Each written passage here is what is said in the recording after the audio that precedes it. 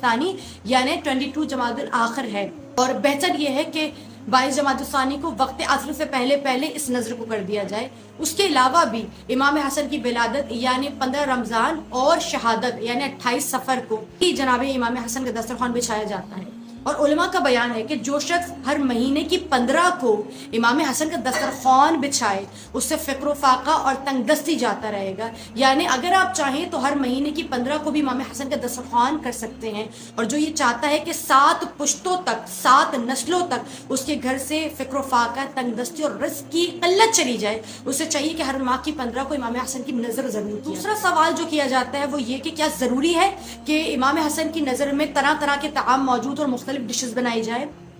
جی نہیں، ایسا ضروری نہیں ہے۔ جو کچھ آپ کے پاس میسر ہے، روٹی، پانی، چاول، جو بھی چاہے سادہ غذا ہو، آپ اس نظر کو ضرور کریں۔ بہت سے لوگ اس نظر کو اس لیے نہیں کرتے کہ ہم طرح طرح کے طعام نہیں بنا سکتے، ہماری اتنی گنجائش نہیں ہے، اتنی وسعت نہیں ہے، تو یقیناً آپ اپنے آپ کو اس عظیم شرف سے محروم نہ رکھیں فقط اس لیے کہ آپ زیادہ اہتمام نہیں کر سکتے۔ کوشش کیجیے، چاہے تو کسی شخص کو، کسی ایک مہمان کو اپنے گھر بلا لیجیے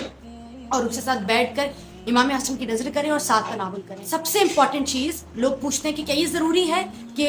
ہرا کپڑا بچھایا جائے یا ہرا دسترخوان ہو اور ہری چیزوں کا رکھا جائے؟ تو دیکھیے، شرعی اعتبار سے یہ واجب امر نہیں ہے کہ آپ ہری چیزوں کو مہیا کریں اور ہرے کپڑے پر، ہرے دسترخوان پر اس نظر کو کریں۔ اگر ہرا رنگ میسر ہو، چونکہ ہرا رنگ امام حسن سے منسوب ہے، اگر آپ کے پاس موجود ہو تو بسم اللہ، اور اگر نہیں ہے تو اس میں کوئی بات نہیں ہے۔ کوئی بھی پاک جگہ، آپ کی ڈائننگ ٹیبل ہو یا کوئی ایسی جگہ جہاں دسترخوان بچھتا ہو، اس جگہ پر نظر کو کر سکتے ہیں۔ اگلا سوال یہ ہوتا ہے کہ وہ کس طرح سے کریں، یعنی کیا سورہ، کس طرح سے درود شریف پڑھیں، تعداد کیا ہونی چاہیے؟ تو سب سے بہترین طریقہ یہ ہے کہ امام حسن کا جو عدد بنا کر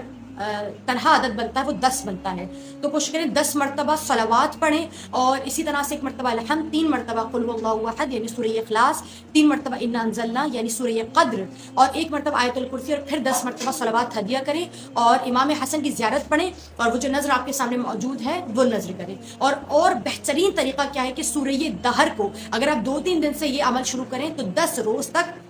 سورہ دہر کو پڑھ کر، یعنی سورہ حلقہ بھی کہتے ہیں، سورہ انسان بھی کہتے ہیں، اسے پڑھ کر جناب امام حسن کو ہدیہ فرمائیں، تاکہ امام حسن کے توسل سے پروردگار عالم آپ کے اس کاوش کو قبول فرمائے۔ گزارش ضرور کروں گی، ایسا نہ ہو کہ فقط اپنے احباب کو، اپنے رشتہ داروں کو یاد رکھیں۔ بے شک بہت ضروری چیز ہے اپنے رشتہ داروں کو دعوت دینا، انہیں مہمان کرنا، انہیں اپنے گھر میں کھانا کھلانا ایک عظیم عبادت ہے، لیکن